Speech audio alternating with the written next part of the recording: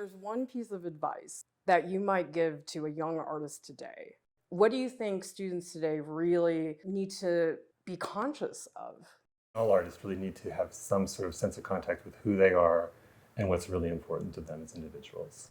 It's really important to look out in the world, the big world of contemporary art, and to try to learn as much about that as possible, whether you like it or not, and to decide what you like and what you don't like. Find your cohort, people who will appreciate your work and your sensibility and who you are, making sure that those people see your work, or they are your friends, or they know what you're doing. I think can be very confusing, since the art world is so varied and has so many different levels, to see things that are quite applauded and not know how your work might fit in.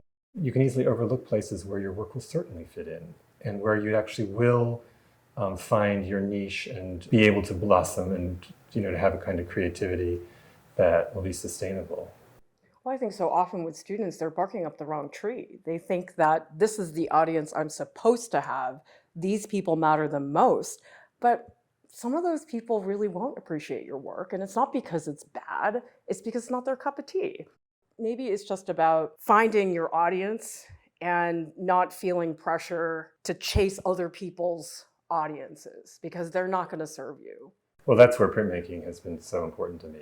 Broader world of printmaking that happens in museum print collections and with print dealers and collectors, publishers and artists who do prints. Each person can find a way to be appreciated. That's been a lifesaver to have that, even when I think about and try to stay aware of all of those other things that are going on with international biennials and art fairs and galleries and that kind of thing.